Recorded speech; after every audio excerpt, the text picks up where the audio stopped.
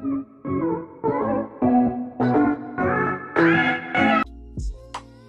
loves, today we're doing the Kenma series part 9. I know you guys have been itching for this video and it is finally here. I asked a question about the series and I got an answer, so I will be posting part 10 and part 11 sometime next week. And that will be the end of this series, but I'm probably going to be starting another one Wednesday, so be on the lookout for that, yeah?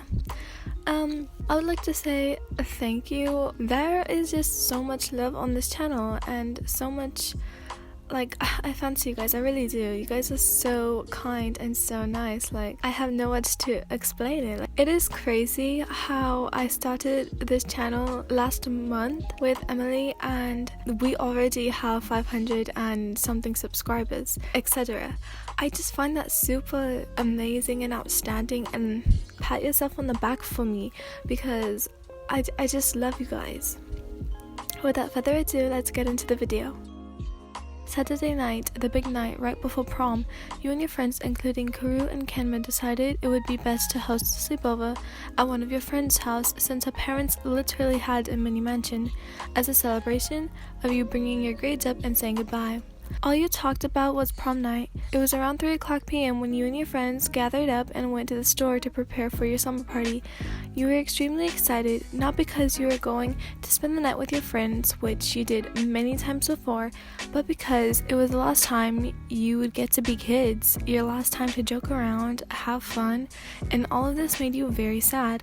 It made everyone sad, though you were the baby of the group, and throughout the week you had been crying like crazy. You and your friends brought gifts to each other, but there was one person that you knew you would never lose contact with.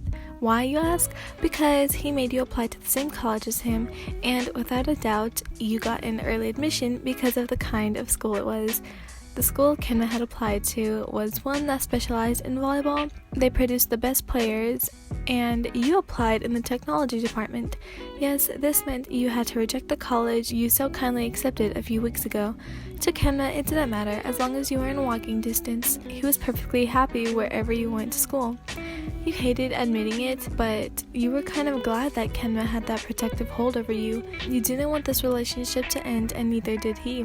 The night would not be a last with him, but it was a different story for the rest, which is why you wanted to make it the best summer party ever. You and the gang went to the grocery store and bought chocolate, popcorn, soda, ice cream, and basically any sugary item that was digestible. Even though your heart sank at the thought of leaving your family and friends, you knew you would still be happy, and besides, your friends always had your number and you always had theirs, so there should be no reason you lost contact. But just in case, you made sure to get their parents' numbers. Yes, you were that concerned about your friendships. Finally, you took a stop at a red box and picked out every single movie that looked interesting, funny, or somewhat entertaining. Needless to say, you would not sleep tonight. On the ride back to your place, you and Kenna decided to wear the matching pajamas he had bought you so long ago. Yes, the Nika ones. However embarrassed you got, you would put that aside to make your overly confident boyfriend blush. But if that didn't work, there was still one thing you were sure to accomplish: taking photos of his cute little reactions to everything. He had the most cutest reactions to the tiniest incidences. You had never been able to catch him off guard with a photo, but this time you were prepared. You brought your tablet phone and your Instax camera. It was a cute shade of your favorite color, and you had decorated it over the years with cat stickers. You and Kenma were obsessed with cats, and on the walks to school, you two almost always got caught up with petting the ones on the sidewalks. You listened to music sitting upright in your bed as you went through the photos of your Instax camera that your memory book held. You smiled as you stared longingly at a certain photo in the journal and began to recall a memory of the past. You and Kenma were walking down the street because you wanted to get ice cream before your movie date. Are you sure you want to stop for ice cream? Kenma whined at you. Yes, you said playfully, looking at him sideways. He smiled at your cute facial expression. You swiftly turned your head away as your face started to heat up. You childishly stomped towards a man in a white apron who was standing at the corner of the street you were on. You stopped in front of him and said with a big grin, "1 cup full of Wyan's favorite ice cream, please."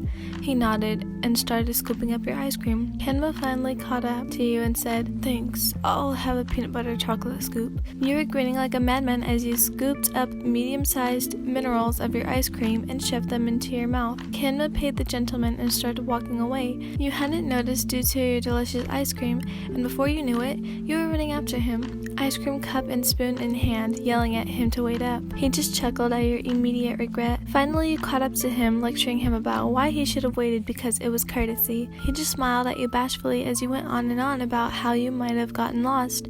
When your lecture ended, he said, "Finally," just to be funny, but when he caught you glaring, he corrected himself. "Just kidding, knucklehead." Then he ruffled your hair, making you turn a slight shade of pink. You guys were already late to your drive-in movie. Yes, you guys were going to a drive-in movie, and because of that, you decided to take your Instax camera because you had never been to one, and you were extremely excited.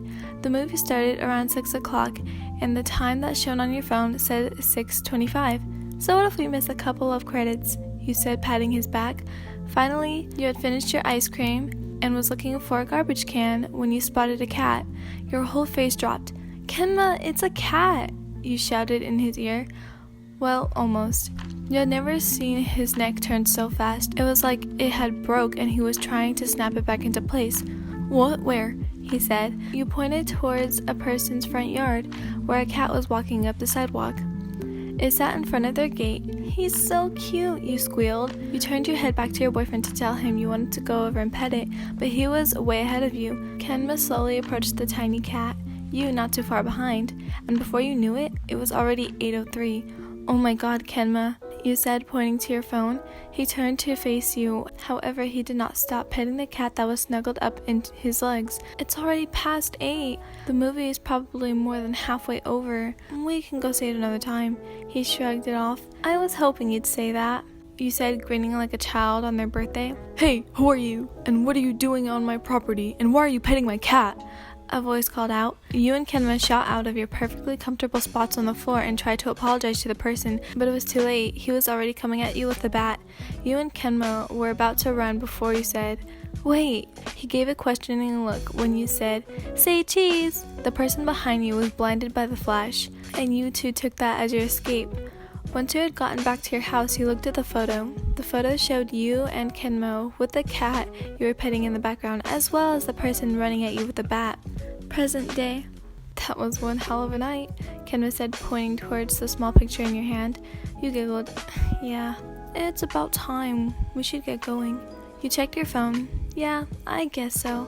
You shoved all of your items in your bag, but it didn't fit, so you decided to ask your loving boyfriend for help. You looked at him, batting your eyelids. "Hey, Kemi." He looked at you. He looked from his bag as he was also collecting his things. Immediately, he understood and said, "No." "What? Why?" "You need to learn to be more responsible. But you can start by packing your things neatly instead of just throwing them in. By doing that, you are making less room for your things that could have fit." You pouted and handed him your bag of things. "Like this," he said as he watched him take everything out and neatly fold them, then packing them back into your bag. "Oh," you said with slight dumbness in your voice. He sighed and smiled, patting you on the head. "Guess I'll just have to do it for you forever." "Really?" you squealed. He placed his hand on the back of his neck and looked up to your roof. "If I don't, you'll never have a successful vacation." How rude." He rolled his eyes and started dragging you out of your house by your arm. "Wait, there's still more things." You tried to persuade him to let you grab the rest of your unnecessary items you wanted to bring, but alas, there was nothing you could do to change his mind. "Curse his volleyball arms and gaming hands," you whispered in your head. You two finally arrived and were greeted by the gang.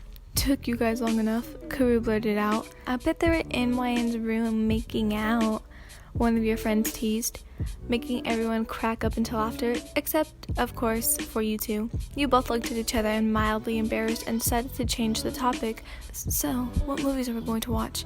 Kenna asked. "Oh, we're not just going to watch movies.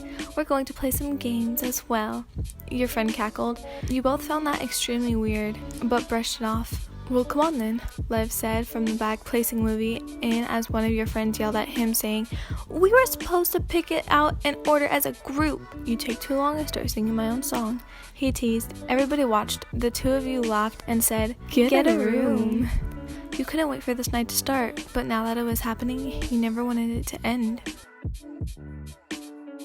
So like, I hope you guys enjoyed that video. I tried to make it longer than the others. My voice kind of went out, so I had to make different videos. Like you can see now my voice is like that. But yeah, bye loves. And then you won't. You say you love me, then you don't. You keep me